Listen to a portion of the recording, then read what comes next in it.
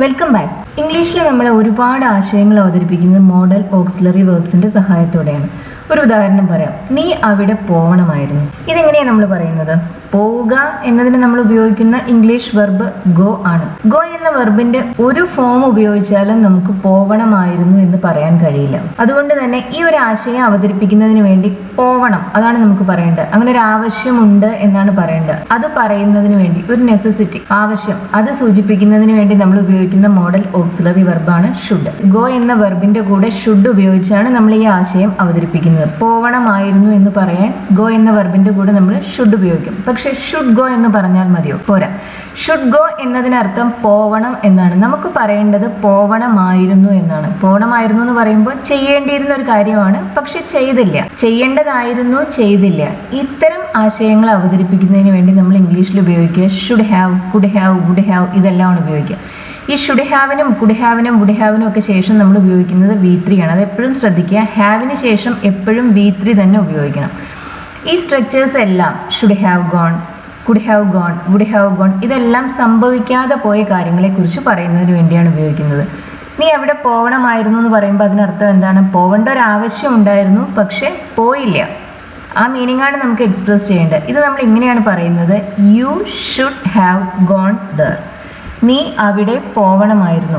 Should have plus V3 നമ്മൾ ഉപയോഗിക്കുന്നത് ചെയ്യേണ്ടിയിരുന്ന എന്നാൽ ചെയ്യാതെ പോയ കാര്യങ്ങളെ കുറിച്ച് പറയുന്നതിന് വേണ്ടിയാണ്. ആളുകളെ ക്രിട്ടിസൈസ് ചെയ്യുന്നതിന് വേണ്ടി ഉപയോഗിക്കുന്ന ഒരു സ്ട്രക്ചറാണിത്. ഗോ എന്ന വെർബിന്റെ തേർഡ് ഫോം V3 ആണ് gone. You should have gone there. നീ അവിടെ പോവണമായിരുന്നു. ഇനി ഇതെങ്ങനെയാ പറയുന്നത്? അവൾ വരുമായിരുന്നു. നീ അവളെ ക്ഷണിച്ചിരുന്നെങ്കിൽ അവൾ വരുമായിരുന്നു. അങ്ങനെയെല്ലാം നമ്മൾ പറയില്ലേ? ഇത് പാസ്റ്റ് ഹാബിറ്റിനെ കുറിച്ചല്ല കേട്ടോ ഇവിടെ പറയുന്നത്. അവൾ വരുമായിരുന്നു എന്ന് പറയുമ്പോൾ പാസ്റ്റിൽ അവൾ പതിവായി വന്നിരുന്നു എന്നൊരർത്ഥവും നമ്മൾ മലയാളത്തിൽ ഇത് കേൾക്കുമ്പോൾ നമുക്ക് തോന്നാം. പക്ഷെ ആ അർത്ഥത്തിലല്ല അത് ഇവിടെ ഉപയോഗിച്ചിട്ടുള്ളത്. അവൾ വരുമായിരുന്നു, വന്നില്ല, പക്ഷെ വരാൻ സാധ്യതയുണ്ടായിരുന്നു.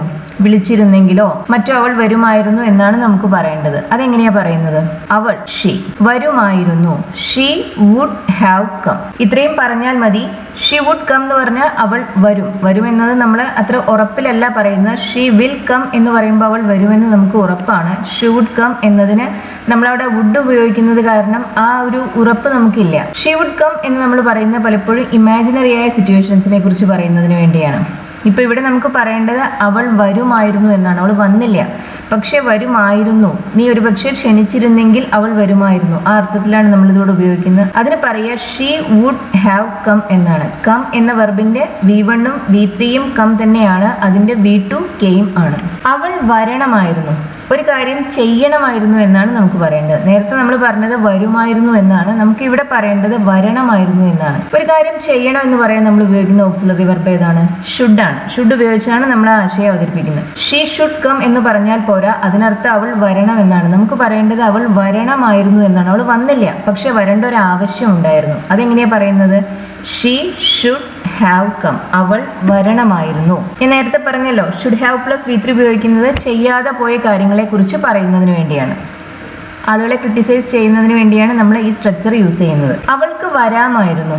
അവൾക്കത് സാധിക്കുമായിരുന്നു, പക്ഷെ അവൾ വന്നില്ല. അതാണ് നമുക്കിവിടെ പറയേണ്ടത്. നേരത്തെ നമ്മൾ പറഞ്ഞത് ചെയ്യണമായിരുന്നു എന്നാണ്. വരണമായിരുന്നു, പക്ഷെ അവൾ വന്നില്ല. വരണം എന്ന അർത്ഥത്തിലാണ് നമ്മളവിടെ കഴിഞ്ഞ എക്സാമ്പിളിൽ ഷുഡ് യൂസ് ചെയ്തത്. ഷീ ഷുഡ് കം എന്ന് പറഞ്ഞാൽ അവൾ വരണം എന്നർത്ഥം. അവൾ വരണമായിരുന്നു എന്നതിന് നമ്മൾ ഷീ ഷുഡ് ഹാവ് കം എന്ന് പറഞ്ഞു. ഇവിടെ പറയേണ്ടത് എന്താണ്? അവൾക്ക് വരാമായിരുന്നു എന്നാണ്. അത് സാധ്യമായിരുന്നു അവൾക്ക്, പക്ഷെ അവൾ വന്നില്ല. ആ ഒരു സാധ്യതയെക്കുറിച്ച് അല്ലെങ്കിൽ അവളുടെ ആ അബിലിറ്റിയെ കുറിച്ചൊക്കെ പറയുന്നതിന് വേണ്ടിയായത് കാരണം നമ്മളിവിടെ ഉപയോഗിക്കുന്നത് ഓക്സിലറി ഷുഡ് അല്ല. അതിന് പകരം നമ്മൾ ഉപയോഗിക്കുക കുഡ് ആണ്. She could have come. അവൾക്ക് വരാമായിരുന്നു. അവൾ വന്നില്ല. ഇതിന്റെയും അർത്ഥം അത് തന്നെയാണ്.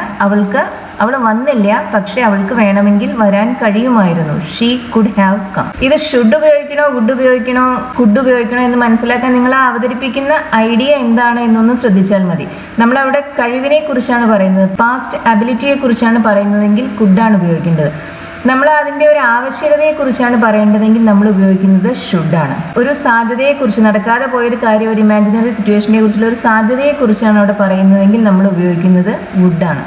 ഷുഡ് ഉപയോഗിക്കുക അതിന്റെ ആവശ്യത്തിനെ കുറിച്ച് പറയാനാണ്. കുഡ് ഉപയോഗിക്കുക അബിലിറ്റിയെ കുറിച്ച് പറയാനാണ്, ചെയ്യാനുള്ള കഴിവിനെ കുറിച്ച് പറയാനാണ്. വുഡ് ഉപയോഗിക്കുക നമ്മളിവിടെ സാധ്യതയെ കുറിച്ച് പറയാനാണ്. നിനക്ക് അവിടെ പോകാമായിരുന്നു, കഴിയുമായിരുന്നു, ചെയ്യാമായിരുന്നു എന്ന് പറയുമ്പോൾ, പോകാമായിരുന്നു എന്ന് പറയുമ്പോൾ അതിനർത്ഥം എന്താണ്? പോകാൻ കഴിയുമായിരുന്നു. കഴിയുമായിരുന്നു എന്ന മീനിങ് എക്സ്പ്രസ് ചെയ്യുന്നതിന് വേണ്ടി നമ്മൾ ഉപയോഗിക്കുന്ന ഓക്സിലറി ഏതാണ്? കുഡാണ്.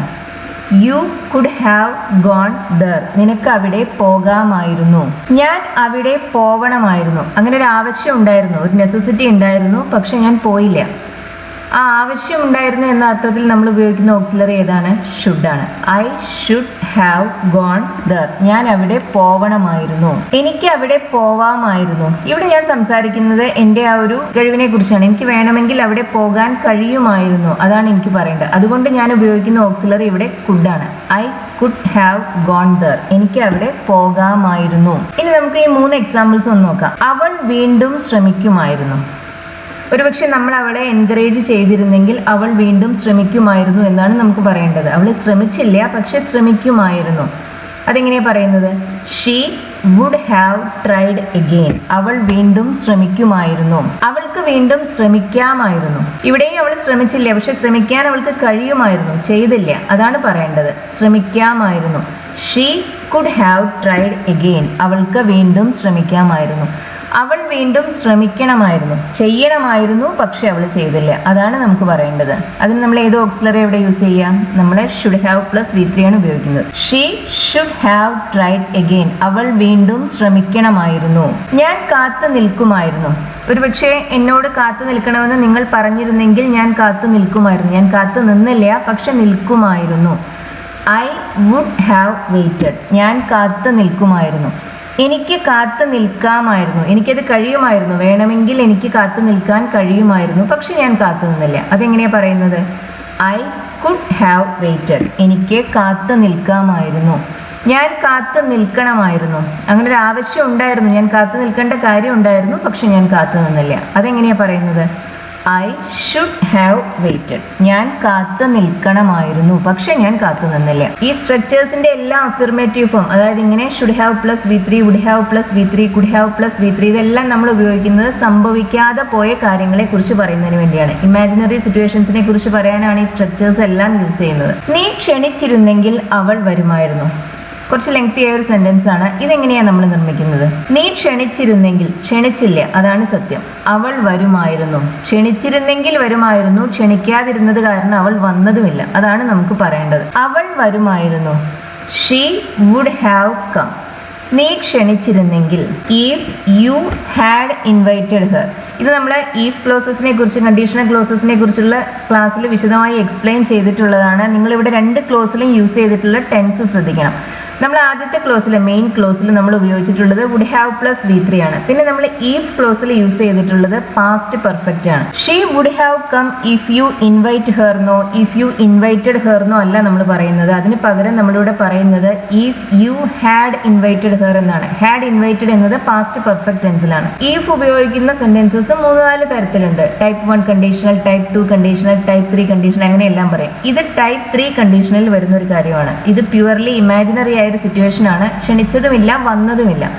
ടൈപ്പ് 3 കണ്ടീഷണലിൽ നമ്മൾ ഈഫ് ക്ലോസിൽ എപ്പോഴും പാസ്റ്റ് പെർഫെക്റ്റ് ആണ് യൂസ് ചെയ്യുക. അതുപോലെ തന്നെ മെയിൻ ക്ലോസിൽ, മെയിൻ ക്ലോസ് എന്ന് പറയുമ്പോൾ കൺജങ്ഷൻ ഒന്നും ഉപയോഗിക്കാതെ നിൽക്കുന്ന ഒരു ക്ലോസിനാണ് നമ്മൾ മെയിൻ ക്ലോസ് എന്ന് പറയുന്നത്. ഇപ്പൊ നമുക്കിത് നോക്കിയാൽ അറിയാം, ഷീ വുഡ് ഹാവ് കം എന്ന ക്ലോസിൽ കൺജങ്ഷൻ ഒന്നും തന്നെ ഇല്ല. പക്ഷേ if you had invited her എന്ന് പറയുമ്പോൾ ആ ക്ലോസ് സ്റ്റാർട്ട് ചെയ്യുന്നത് ഈഫ് ഉപയോഗിച്ചാണ്. ഇങ്ങനെ ഏതെങ്കിലും ഒരു കൺജങ്ഷൻ ഉപയോഗിച്ച് സ്റ്റാർട്ട് ചെയ്യുന്ന ക്ലോസ് സബോർഡിനേറ്റ് ക്ലോസ് ആണ്. നമ്മൾ അതിനെ ഡിപ്പെൻഡന്റ് ക്ലോസ് എന്നും പറയും. കൺജങ്ഷൻ ഒന്നും ഇല്ലാതെ തനിച്ച് നിൽക്കുന്ന ക്ലോസസ് ആണ് മെയിൻ ക്ലോസസ്. ഇപ്പോൾ ഇവിടുത്തെ മെയിൻ ക്ലോസ് എന്ന് പറയുന്നത് ഷീ വുഡ് ഹാവ് കം ആണ്. Subordinate close if you had invited her ആണ്. ഇങ്ങനെ സബോർഡിനേറ്റ് ക്ലോസിൽ പാസ്റ്റ് പെർഫെക്റ്റ് വരുമ്പോൾ നമ്മൾ മെയിൻ ക്ലോസിൽ ഉപയോഗിക്കുക വുഡ് ഹാവ് പ്ലസ് V3 ആണ്. അല്ലെങ്കിൽ കുഡ് ഹാവ് പ്ലസ് V3 ആയിരിക്കും, ഷുഡ് ഹാവ് പ്ലസ് V3 ആയിരിക്കും. എന്തായാലും നമ്മൾ മെയിൻ ക്ലോസിൽ ഇങ്ങനെ വരുമ്പോൾ യൂസ് ചെയ്യുന്നത് ഒരു ഓക്സിലറി വെർബിന് ശേഷം ഹാവ് പ്ലസ് V3 ആണ്. സബോർഡിനേറ്റ് ക്ലോസിൽ പാസ്റ്റ് പെർഫെക്റ്റ് ആണ്. ഇനിയിപ്പോൾ സബോർഡിനേറ്റ് ക്ലോസിൽ നമ്മൾ സിമ്പിൾ പാസ്റ്റ് ആണ് ഉപയോഗിച്ചതെങ്കിൽ നമ്മൾ മെയിൻ ക്ലോസിൽ ഉപയോഗിക്കുക വുഡ് കം എന്നാണ്. വുഡ് ഹാവ് പ്ലസ് V3 അല്ല യൂസ് ചെയ്യുക, വുഡ് പ്ലസ് V1 ആണ് യൂസ് ചെയ്യുക. നമുക്കിത് ഇങ്ങനെയും പറയാം, she would come if you invited her. അങ്ങനെ വരുമ്പോൾ നമ്മൾ മെയിൻ ക്ലോസിൽ വുഡ് കം ഉപയോഗിച്ചു, സബോർഡിനേറ്റ് ക്ലോസിൽ നമ്മൾ സിമ്പിൾ പാസ്റ്റ് ഉപയോഗിച്ചു. ഈ ടെൻസസ് തെറ്റാതെ യൂസ് ചെയ്യണം. ഞാൻ അവനെ ഫോൺ ചെയ്യണമായിരുന്നു, പക്ഷെ ഞാൻ മറന്നുപോയി. ചെയ്യണമായിരുന്നു, ചെയ്തില്ല. I should have phoned him. ഞാൻ അവനെ ഫോൺ ചെയ്യണമായിരുന്നു, അല്ലെങ്കിൽ I should have called him, പക്ഷെ ഞാൻ മറന്നു. But I forgot. അവൾ ഇപ്പോൾ എത്തിയിട്ടുണ്ടാവണം. ഇപ്പൊ നമ്മൾ പറഞ്ഞല്ലോ, would have, could have, should have, ഇതെല്ലാം നടക്കാതെ പോയ കാര്യങ്ങളെ കുറിച്ച് പറയുന്നതിന് വേണ്ടിയാണെന്ന്. എല്ലായ്പ്പോഴും അങ്ങനെയല്ല. നമ്മൾ പലപ്പോഴും ഷുഡ് ഹാവ് പ്ലസ് V3 ഉപയോഗിക്കുന്നത് ഒരു കാര്യം സംഭവിച്ചിട്ടുണ്ടാവണം, നമുക്കത് ഉറപ്പില്ല, പക്ഷേ നമ്മൾ ഒരു ലോജിക്കൽ കൺക്ലൂഷനാണത്. നമുക്ക് സാഹചര്യങ്ങൾ വെച്ച് നോക്കുമ്പോൾ അങ്ങനെ സംഭവിക്കാൻ സാധ്യതയുണ്ട്. അത് സംഭവിച്ചിട്ടുണ്ടാവണം ഈ സമയത്തിനകം എന്ന അർത്ഥത്തിലാണ് നമ്മളിവിടെ should have plus V3 use ചെയ്യുന്നത്. നമുക്കിത് ഇങ്ങനെ പറയാം, അവൾ ഇപ്പോൾ എത്തിയിട്ടുണ്ടാവണം. She should have arrived by now. By now എന്ന് പറയുമ്പോൾ ഇതിനോടകം. She should have arrived by now. ഇതൊരു ഇമാജിനറി സിറ്റുവേഷൻ അല്ല, ഒരു ലോജിക്കൽ കൺക്ലൂഷൻ ആണ്.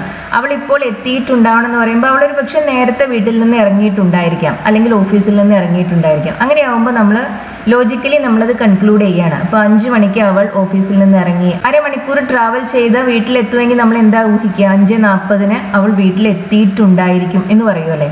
ആ ഐഡിയ എക്സ്പ്രസ് ചെയ്യാനാണ് നമ്മളിവിടെ ഉപയോഗിക്കുന്നത് should have plus V3. She should have arrived by now. അവൾ ഇപ്പോൾ എത്തിയിട്ടുണ്ടാവണം. നീ അവനെ ഒരു മണ്ടൻ എന്ന് വിളിക്കേണ്ടിയിരുന്നില്ല. വിളിച്ചു, പക്ഷെ അത് ചെയ്യേണ്ടിയിരുന്നില്ല എന്നാണ് പറയേണ്ടത്. ഷുഡ് ഹാവ് പ്ലസ് V3 നമ്മൾ ഉപയോഗിക്കുന്നത് ചെയ്യേണ്ട കാര്യങ്ങൾ ചെയ്യാതെ പോയി എന്ന് പറയുന്നതിന് വേണ്ടിയാണ്. അതായത് ചെയ്യണമായിരുന്നു പക്ഷെ ചെയ്തില്ല. നമുക്കിതിന്റെ നെഗറ്റീവ് ഫോം, അതായത് ഷുഡിൻ ഹാവ് പ്ലസ് V3 നമ്മൾ ഉപയോഗിക്കുന്നത് എന്തിനാണ്? ചെയ്തു പോയി പക്ഷെ ചെയ്യാൻ പാടില്ലായിരുന്നു, അത്തരം കാര്യങ്ങളെ കുറിച്ച് പറയുന്നതിന് വേണ്ടിയാണ്. ഇവിടെ നമ്മൾ മണ്ടൻ എന്ന് അവനെ വിളിച്ചു, പക്ഷെ അത് ചെയ്യേണ്ടിയിരുന്നില്ല, ചെയ്യാൻ പാടില്ലായിരുന്നു, അതാണ് നമുക്ക് പറയേണ്ടത്. അതിന് നമ്മൾ നെഗറ്റീവ് ഫോമാണ് യൂസ് ചെയ്യുക. ഇപ്പോൾ വുഡ് ഹാവിൻ്റെ ആയാലും കുഡ് ഹാവിൻ്റെ ആയാലും ഷുഡ് ഹാവിൻ്റെ ആയാലും എല്ലാം നെഗറ്റീവ് ഫോംസ് സംഭവിക്കാൻ പാടില്ലായിരുന്ന ഒരു കാര്യം സംഭവിച്ചു, അത് വേണ്ടിയിരുന്നില്ല എന്ന് പറയുന്നതിന് വേണ്ടിയാണ് ഉപയോഗിക്കുന്നത്. മറിച്ച് ഇതിൻ്റെ അഫർമേറ്റീവ് ഫോം എന്തിനു വേണ്ടിയാണ് യൂസ് ചെയ്യേണ്ടത്? വേണ്ട ഒരു കാര്യം സംഭവിച്ചില്ല, സംഭവിക്കണമായിരുന്നു, അത് പറയുന്നതിന് വേണ്ടിയാണ് യൂസ് ചെയ്യുന്നത്. ഈ അഫർമേറ്റീവിലും നെഗറ്റീവിലും വരുന്ന മീനിങ്ങിലുള്ള ഡിഫറൻസ് ശ്രദ്ധിക്കണം. ഇവിടെ നമ്മൾ പറയുന്നത് നീ അവനെ ഒരു മണ്ടൻ എന്ന് വിളിക്കേണ്ടിയിരുന്നില്ല എന്നാണ്. വിളിച്ചു. You shouldn't have called him a fool. നീ അവനെ വിളിച്ചു, കോൾഡ് ഹിം. അവനെ എന്താ വിളിച്ചേ? ഒരു മണ്ടൻ എന്ന് വിളിച്ചു. അതിനാണ് നമ്മൾ എ ഫൂൾ എന്നാണ് പറയുന്നത്. ഇവിടെ ഷുഡിൻ ഹാവ് കോൾഡ് എന്ന വെർബിന്റെ ഒബ്ജക്റ്റ് ആയി വന്നിരിക്കുന്നത് അവനാണ്, ഹിം ആണ്. പിന്നെ അതിന്റെ കോംപ്ലിമെന്റ് ആണ് എ ഫൂൾ എന്ന് പറയുന്നത്. അവനെ എന്താ വിളിച്ചത്? ഒരു മണ്ടൻ എന്നാണ് വിളിച്ചത്. അത് നമ്മൾ അവസാനമാണ് പറയുന്നത്. You shouldn't have called him a fool. നീ അവനെ ഒരു മണ്ടൻ എന്ന് വിളിക്കേണ്ടിയിരുന്നില്ല. വിളിച്ചു പക്ഷെ ചെയ്യേണ്ടിയിരുന്നില്ല എന്നാണ് പറയുന്നത്. അതിനു വേണ്ടിയാണ് നമ്മൾ shouldn't have plus V3 use ചെയ്യുന്നത്. നീ അവന് പണം കടം നൽകേണ്ടിയിരുന്നില്ല. പണം കടം നൽകി പക്ഷെ ചെയ്യേണ്ടിയിരുന്നില്ല, അത് അബദ്ധമായി എന്നാണ് പറയേണ്ടത്. പണം കടം നൽകുന്നതിന് നമ്മൾ ഉപയോഗിക്കുന്ന വെർബ് ലെൻഡ് ആണ്. അതിന്റെ സ്പെല്ലിംഗ് ശ്രദ്ധിക്കണം. അതിന്റെ V1 അവസാനിക്കുന്നത് ഡിയിലാണ്, അതിന്റെ V2ഉം V3യും അവസാനിക്കുന്നത് ടിയിലാണ്. നീ അവന് പണം കടം നൽകേണ്ടിയിരുന്നില്ല. ഇതെങ്ങനെയാ പറയുന്നത്? സബ്ജക്റ്റ് യു ആണ്. യു ചെയ്യേണ്ടിയിരുന്നില്ല. ഷുഡിൻ ഹാവ്, ലെൻഡ് എന്ന വെർബിന്റെ V3 എന്താണ്? ലെൻഡ് ആണ്.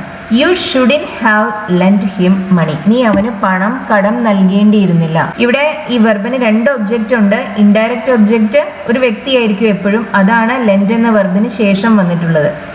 ഡയറക്റ്റ് ഒബ്ജക്റ്റ് അത് എന്തെങ്കിലും വസ്തുക്കളായിരിക്കും, അത് ഇൻഡയറക്റ്റ് ഒബ്ജക്റ്റ്. ഇവിടെ അത് മണിയാണ്, അത് ഇൻഡയറക്റ്റ് ഒബ്ജക്റ്റിന് ശേഷമാണ് വന്നിട്ടുള്ളത്. ഇൻഡയറക്റ്റ് ഒബ്ജക്റ്റ് ഇവിടെ ഹിം ആണ്, ഡയറക്റ്റ് ഒബ്ജക്റ്റ് മണിയാണ്. ഇങ്ങനെ വെർബിന് 2 ഒബ്ജക്ട്സ് വരുമ്പോൾ വെർബിന് ശേഷം, വെർബിന്റെ ഏറ്റവും അടുത്തായി വരുന്നത് എപ്പോഴും ഇൻഡയറക്റ്റ് ഒബ്ജക്റ്റ് ആയിരിക്കും. ഇൻഡയറക്റ്റ് ഒബ്ജക്റ്റിന് ശേഷമാണ് സാധാരണഗതിയിൽ ഡയറക്റ്റ് ഒബ്ജക്റ്റ് വരിക. You shouldn't have lend him money. നമുക്കിതിനെ വേണമെങ്കിൽ ഇങ്ങനെയും പറയാം, you shouldn't have lend money to him. അങ്ങനെയും പറയാവുന്നതാണ്. നീ അവനെ ക്ഷണിക്കേണ്ടിയിരുന്നില്ല. ക്ഷണിച്ചു പക്ഷെ ചെയ്യേണ്ടിയിരുന്നില്ല. ക്ഷണിക്കുക, ഇൻവൈറ്റ്. ഒരു കാര്യം ചെയ്തു, ചെയ്യേണ്ടിയിരുന്നില്ല എന്ന് പറയാൻ നമ്മൾ ഉപയോഗിക്കുന്നത് ഷുഡിൻ ഹാവ് ആണ്. You shouldn't have invited him. നീ അവനെ ക്ഷണിക്കേണ്ടിയിരുന്നില്ല. അവൻ ആ അവസരം നഷ്ടപ്പെടുത്താൻ പാടില്ലായിരുന്നു. അവൻ ആ അവസരം നഷ്ടപ്പെടുത്തി പക്ഷെ അത് ചെയ്യാൻ പാടില്ലായിരുന്നു എന്നാണ് നമുക്ക് പറയേണ്ടത്. ഏത് ഓക്സിലറിയാണ് നമ്മളിവിടെ യൂസ് ചെയ്യുന്നത്? ഷുഡ് ആണ്. ഒരു കാര്യം ചെയ്യണം, ചെയ്യരുത്, ഇതെല്ലാം പറയാൻ നമ്മൾ ഉപയോഗിക്കുന്ന ഓക്സിലറി ഷുഡ്, ഷുഡ് നോട്ട്, അതെല്ലാമാണ്. ഇവിടെ അവൻ അവസരം നഷ്ടപ്പെടുത്തി പക്ഷെ നഷ്ടപ്പെടുത്താൻ പാടില്ലായിരുന്നു എന്നാണ് പറയേണ്ടത്. He shouldn't have wasted that opportunity. അവൻ ആ അവസരം നഷ്ടപ്പെടുത്താൻ പാടില്ലായിരുന്നു. He shouldn't have wasted that opportunity. എനിക്ക് ആരെ വേണമെങ്കിലും വിവാഹം കഴിക്കാമായിരുന്നു. ഇത് ഞാൻ പറയുകയാണ്, ആരെ വേണമെങ്കിലും എനിക്ക് വിവാഹം കഴിക്കാമായിരുന്നു. തീർച്ചയായും സത്യമല്ല, അങ്ങനെ ആരെ വേണമെങ്കിലും വിവാഹം കഴിക്കാൻ കഴിഞ്ഞില്ല. പക്ഷേ നമ്മൾ പറയുന്നത് വേണമെങ്കിൽ അങ്ങനെ ചെയ്യാൻ കഴിയുമായിരുന്നു എന്നാണ്. സംഭവിക്കാതെ പോയ ഒരു കാര്യമാണ്. ആരെ വേണമെങ്കിലും വിവാഹം കഴിക്കാമായിരുന്നു എന്നെങ്ങനെയാണ് പറയുന്നത്? ഐ could have married ആരെ വേണമെങ്കിലും, anybody. I could have married anybody. എനിക്ക് താല്പര്യമുള്ള ആരെ വേണമെങ്കിലും എന്നല്ലേ നമുക്ക് പറയേണ്ടത്. അത് നമ്മൾ ഇങ്ങനെയാണ് മുഴുവൻ സെന്റൻസ് അപ്പോൾ ഇങ്ങനെയാണ് വരിക. I could have married anybody I wanted to marry.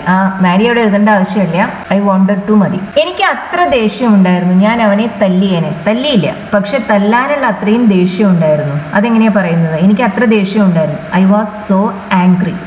ഞാൻ അവനെ തല്ലുമായിരുന്നു.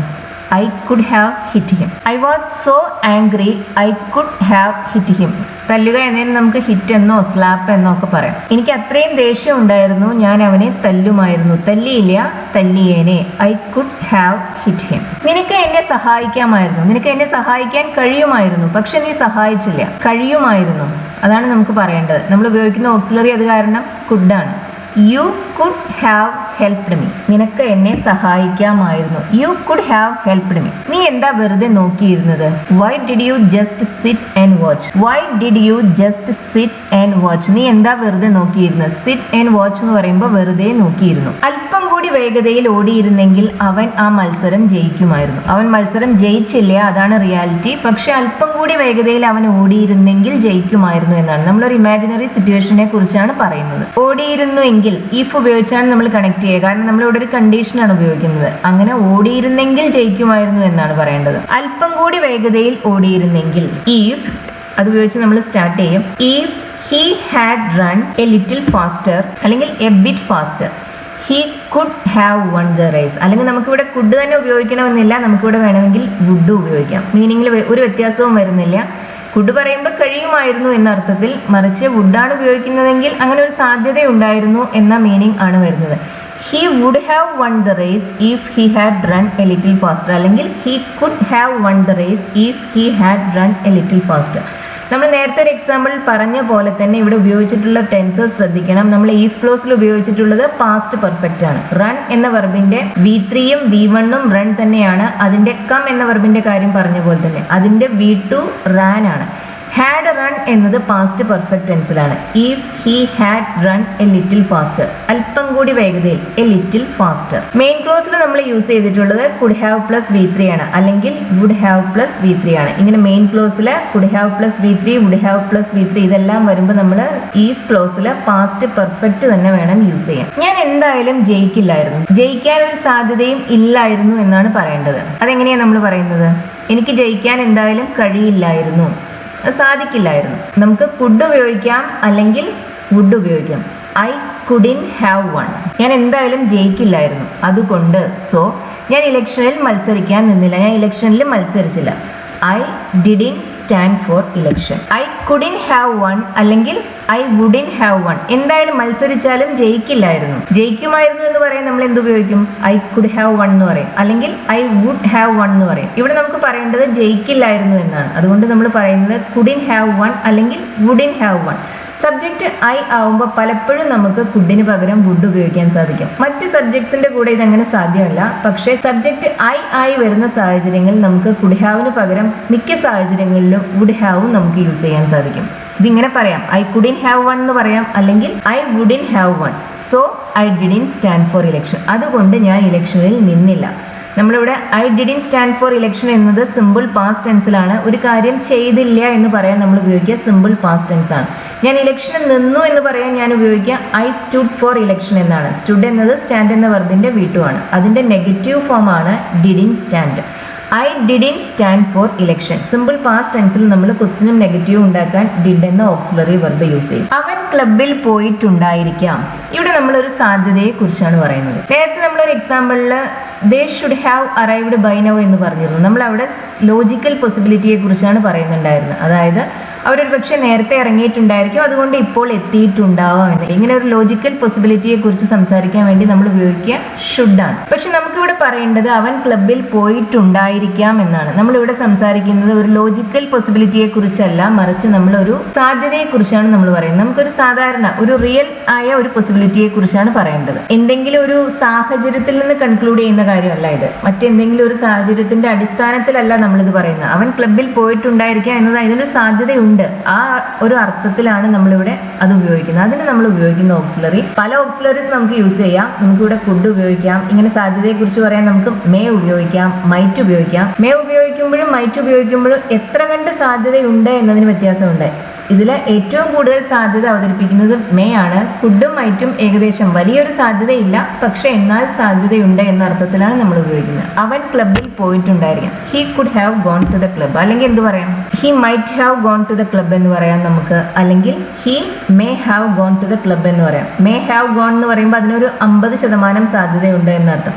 കുഡും മൈറ്റും ഒക്കെ ഉപയോഗിക്കുമ്പോൾ അതിന്റെ സാധ്യത വളരെ കുറഞ്ഞു പോയി. ഒരു 20-25% സാധ്യതയേ ഉള്ളൂ. ആ അർത്ഥത്തിലാണ് നമ്മുടെ കുഡും മൈറ്റും ഉപയോഗിക്കുന്നത്. ഇതെല്ലാം നമുക്കിവിടെ ഉപയോഗിക്കാവുന്നതാണ്. പക്ഷെ ഞാൻ നേരത്തെ പറഞ്ഞല്ലോ, എത്ര കണ്ട് സാധ്യതയുണ്ട് എന്നത് നമ്മൾ ഉപയോഗിക്കുന്ന ഓക്സിലറി വെർബിന് അനുസരിച്ചിരിക്കും. നല്ല സാധ്യതയുണ്ടെങ്കിൽ മേ ഉപയോഗിക്കുക. സാധ്യത കുറവാണെങ്കിൽ കുഡോ മൈറ്റോ നിങ്ങൾക്ക് ഉപയോഗിക്കാം. വീണിരുന്നെങ്കിൽ നീ നിന്റെ നട്ടെല്ല് പൊട്ടിക്കുമായിരുന്നു. നിന്റെ നട്ടെല്ല് പൊട്ടുമായിരുന്നു എന്നർത്ഥം. നട്ടെല്ല് സ്പൈൻ.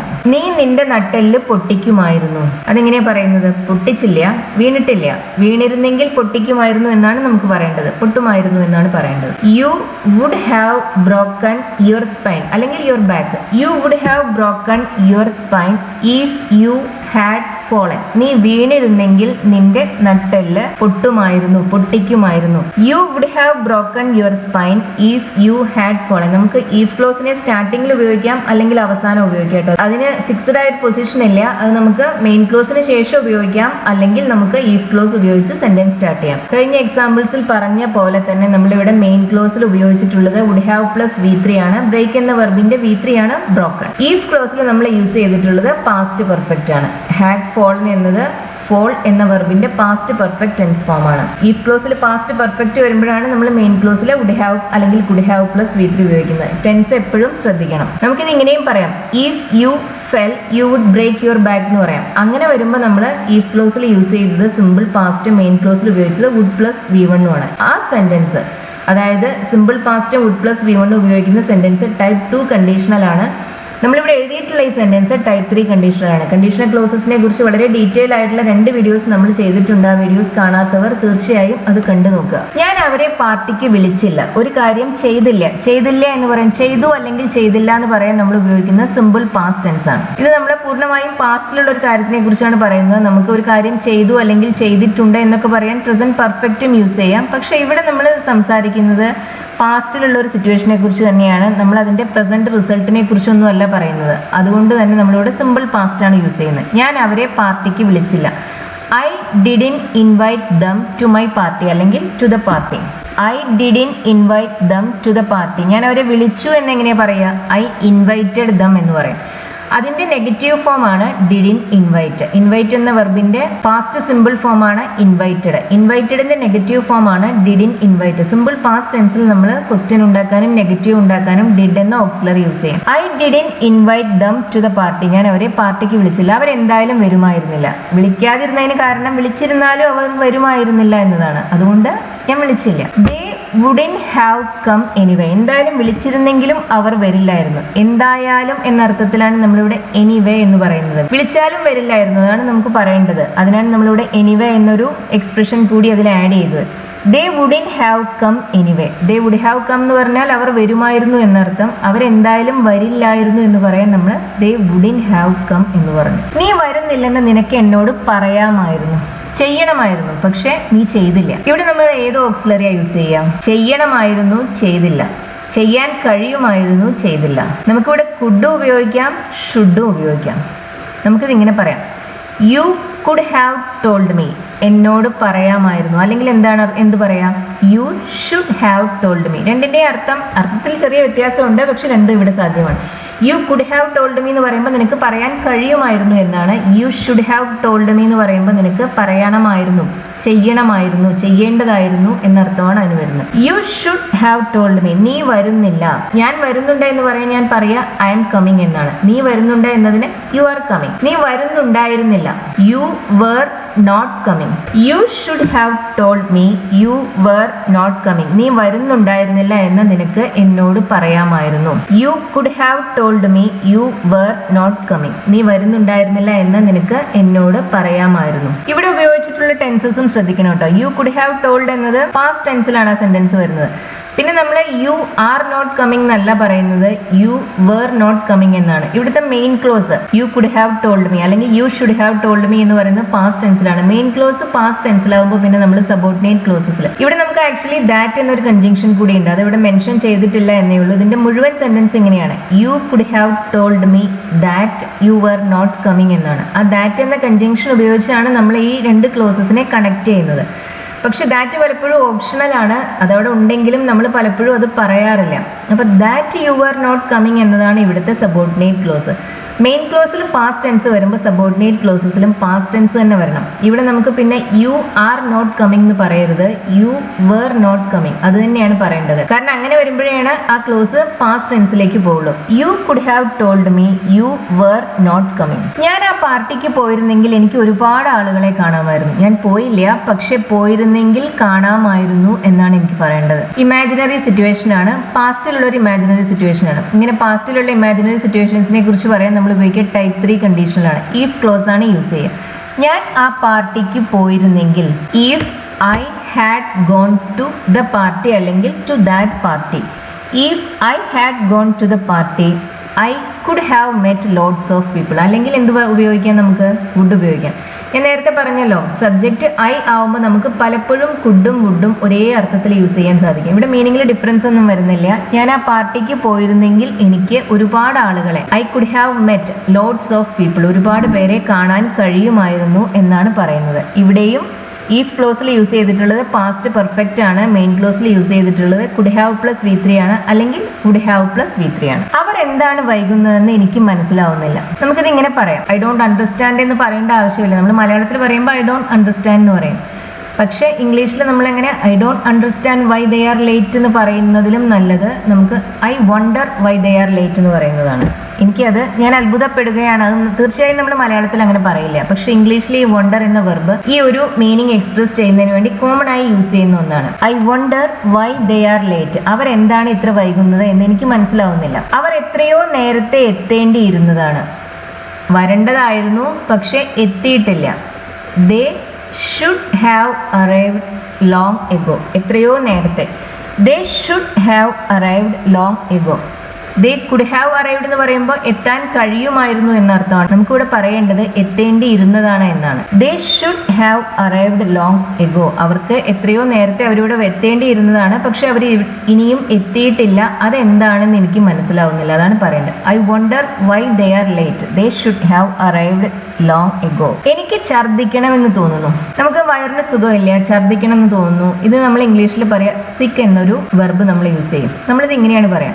നമുക്ക് രണ്ട് രീതിയിൽ പറയാം. ഐ ഫീൽ സിക്ക് എന്ന് പറയാം, അല്ലെങ്കിൽ ഐ ആം ഫീലിംഗ് സിക്ക് എന്ന് പറയാം. സിക്ക് എന്ന വാക്കിന് സുഖമില്ല എന്നൊരു അർത്ഥം കൂടിയുണ്ട്. പക്ഷെ പൊതുവെ ഇത് ഇംഗ്ലീഷിൽ യൂസ് ചെയ്യുന്നത് ഛർദ്ദിക്കാൻ തോന്നുന്നു, നോസിയസ് ആണ്, വൊമിറ്റ് ചെയ്യണമെന്ന് തോന്നുന്നു എന്ന അർത്ഥത്തിലാണ് ഐ ഫീൽ സിക്ക് അല്ലെങ്കിൽ ഐ ആം ഫീലിംഗ് സിക്ക് എന്ന് പറയുന്നത്. ഞാൻ ഇത്രയധികം ഭക്ഷണം കഴിക്കേണ്ടിയിരുന്നില്ല. ഛർദ്ദിക്കാൻ തോന്നുന്നതിന് കാരണം ഞാൻ ഒരുപാട് ഭക്ഷണം കഴിച്ചു എന്നതാണ്. അപ്പൊ കഴിക്കേണ്ടിയിരുന്നില്ല എന്നാണ് പറയേണ്ടത്. ഭക്ഷണം കഴിക്കുക എന്നതിന് നമ്മൾ ഉപയോഗിക്കുന്ന വെർബ് ഈറ്റ് ആണ്. ഇതിങ്ങനെയാണ് നമ്മൾ പറയുക, I shouldn't have eaten so much. ഞാൻ ഇത്രയധികം ഭക്ഷണം കഴിക്കേണ്ടിയിരുന്നില്ല. ഐ ഷുഡ് ഹാവ് ഈറ്റൺ എന്ന് പറയുമ്പോൾ ഞാൻ കഴിക്കണമായിരുന്നു എന്നാണ്. ഷുഡിൻ ഹാവ് ഈറ്റൺ എന്ന് പറയുമ്പോൾ കഴിക്കേണ്ടിയിരുന്നില്ല. ഇത്രയധികം ഭക്ഷണം എന്ന അർത്ഥത്തിൽ സോ മച്ച് ഫുഡ് എന്ന് മുഴുവൻ പറയേണ്ട ആവശ്യമില്ല, സോ മച്ച് എന്ന് പറഞ്ഞാൽ മതി. ഇത്രയധികം ഞാൻ കഴിക്കേണ്ടിയിരുന്നില്ല. ഈ വീഡിയോ നിങ്ങൾക്ക് ഇഷ്ടമായി എന്ന് കരുതുന്നു. Could have, should have, would have ഇതിന്റെ എല്ലാം യൂസ് ആണ് നമ്മൾ ഇന്നത്തെ ക്ലാസ്സിൽ എക്സ്പ്ലെയിൻ ചെയ്തത്. മോഡൽ വെർബ്സ് ഇംഗ്ലീഷിൽ വളരെ ഇമ്പോർട്ടൻ്റ് ആണ്. ഈ വീഡിയോ ഇഷ്ടമാവുകയാണെന്നുണ്ടെങ്കിൽ ഷെയർ ചെയ്യുക, ലൈക്ക് ചെയ്യുക, സബ്സ്ക്രൈബ് ചെയ്യുക. അതുപോലെ തന്നെ ഈ സീരീസിലെ മറ്റു വീഡിയോസും കാണുക. Thank you for watching.